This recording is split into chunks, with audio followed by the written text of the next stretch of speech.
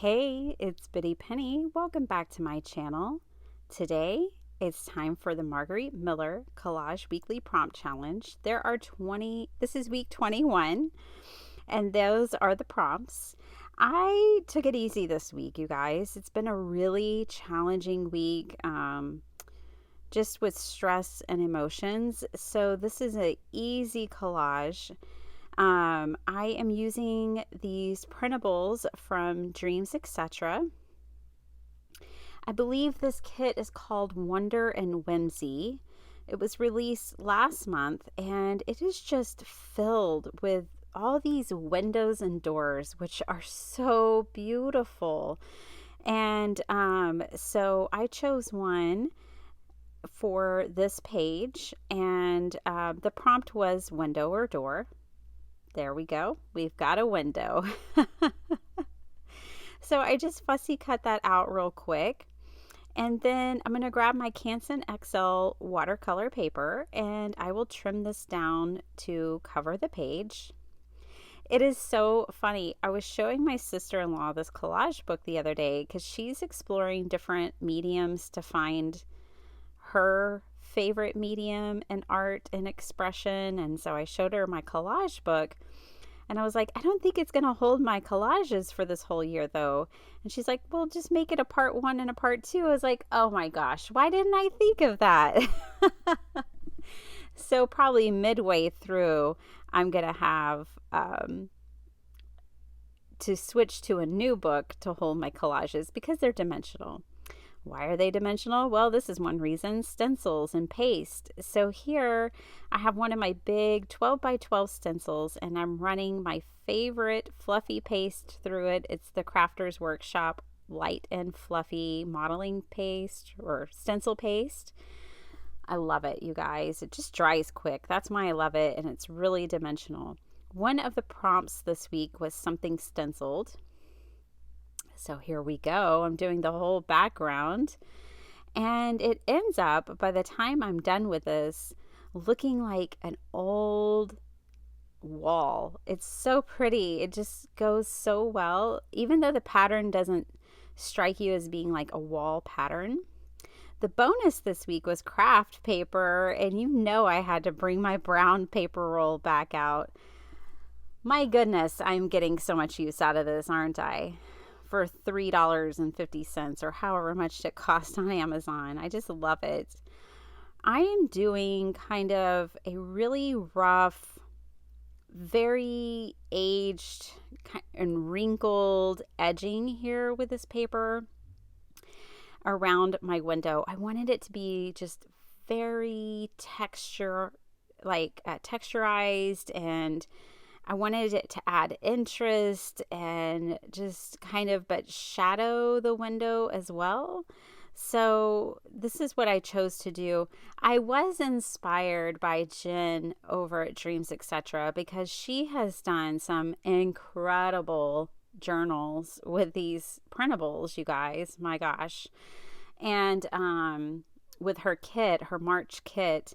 And yeah, she did some kind of shadowing of the windows with black paper. And so I think it was planted in my creative noggin, and I borrowed it from Jen. And I'm just making it my own here with this craft paper.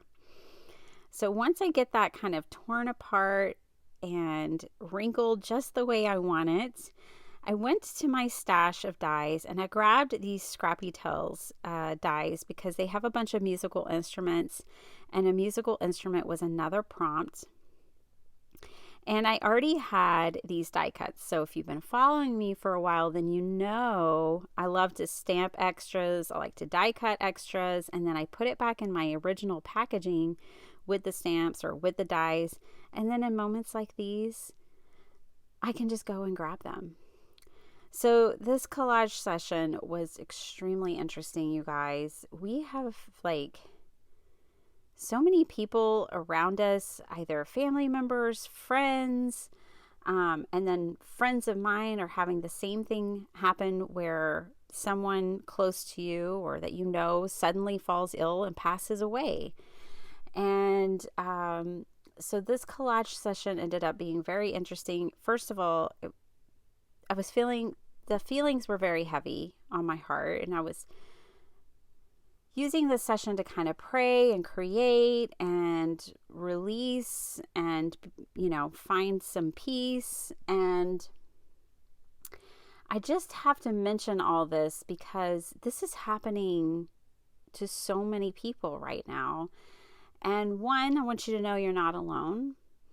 Two, lean on your faith. I hope you have that to lean on. And three, love and live. Love those around you. Let them know your love for them, and make memories, and go and do and live and have fun, because we just don't know how long we'll have. So there's a little PSA for you all.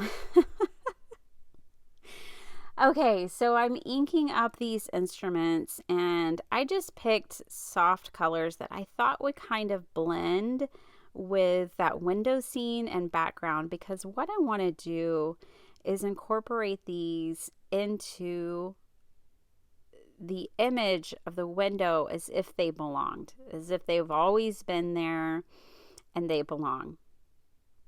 I had multiple die cuts of the same shapes, so I did stack some of them just to make them extra sturdy.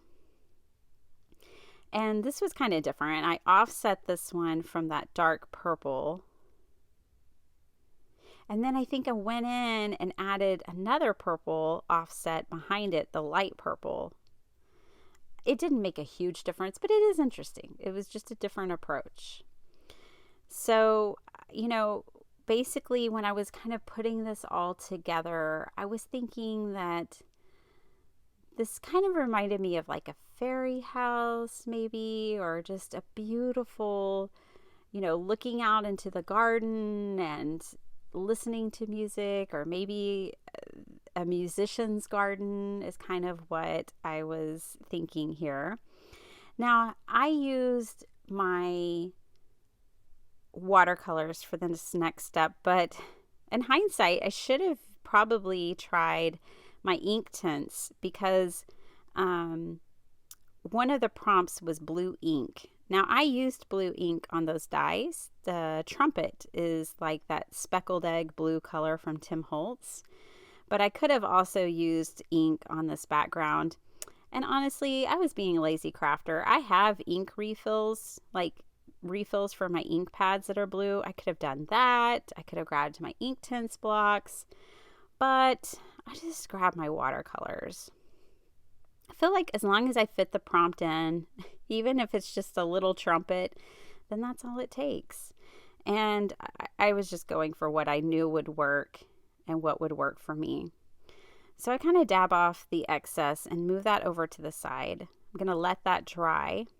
These two pieces still aren't adhered to each other, which is really good, because I'm bringing my razor blade in now. Yes, I still have a shard of a razor blade somewhere in my craft room. I just try not to forget that it exists, that we're coexisting in the space, and that one day it'll surprise me. So, yeah. Anyways, all I did was trim along the line of those window seals, and then I'm going to just kind of fit my instruments into the scene. And I did decide, okay, let me actually trim along the bottom of the flowers as well, so that I can tuck that French horn in there. I loved the instruments that are in this die set from Scrappy Tales, which it is available at Scrappy Tales still, and it has a really neat border. It's a great die set. If you have musicians, or if you're a musician and you want music themed dies, I would definitely recommend this one. But yeah, I like the French horn. It has like a violin, it has that harp, and it has some like the treble clef there, and it has musical notes and this really neat border that can go around your cards. It's a very cool die set. I just love having some musical instruments and my collection because I have musicians all around me who play these instruments, so that helps. I used it to make some Christmas cards one time too, and that was really fun. Okay, so yeah, I see how I tried to use colors to where the instruments would kind of blend in to this background. So I made a soft pink and a light blue, and that I think that shaded lilac is the Tim Holtz color, tattered rose, and then the speckled egg. And I really like how those just kind of blend in and really but they're like immersed into this scene, and it feels like they were meant to be there the whole time.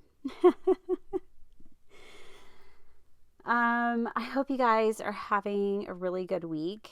I've got to get it together this week because like our refrigerator has gone out. Like it's just been a week, you guys. Lots of illness around us in our family. The refrigerator's out. It's the last week of school. So, some highlights are like I went on the field trip with my daughter yesterday, and, here I'm sitting in the middle of the night getting this voiceover done for you guys. But yeah, so it's just been quite a week. During these times, I am so grateful for my faith. And it does calm the spirit to be able to pray for others, no matter what stage and what kind of prayers they need. I encourage you, if you're ever really worried about yourself, to pray for others. It helps. It helps a lot. And I know there have been times where I've had to undergo a lot of testing and wait for a diagnosis, and that is a time when it's easy to get overly stressed about the things in your life, but it helps to remember and to think of and to focus on others during those times. I hope some of this helps somebody out there. I do feel like, by sharing that it has the potential to help somebody. So I hope the message that I'm sharing with y'all today does help. This is my little photo album ephemera holder. And I love it. It works great. One of the other prompts was a stamp, a postage stamp. And so I've got a faux postage stamp here. It's just a printable that I tore apart. And I'm bringing everything in. And what I wanted to do to this background, I'm so glad I did, was I'm taking some, it's basically kind of like vintage photo, but it's really just a dirty brown brush. And I'm distressing the edges, and I do run it across the top to knock back the white that will show. And this really takes this somewhat of a kaleidoscope looking stencil. By the time I cover it with this window, it begins to look like a stone wall. It's so beautiful. I put glue just in the center of that postage stamp, and then I took it to my sewing machine and stitched around it. And I just love that look. And now that blue really feels like it's a part of it. It all kind of came together just from distressing it. I did decide to go ahead and distress some of the wrinkles that I had created in the paper as well. I think this piece would have been beautiful if I had sewn it onto that, but I didn't have time for that. So I just glued it. I hope that you guys are all doing well, and your loved ones too. And I thank you so much for watching my videos and following me along on this collage journey this year. It has been so much fun. I can't believe we're almost halfway done. Like in 5 weeks, we will have completed half of the collages for this year. And I'm just having so much fun doing it. I say that every week.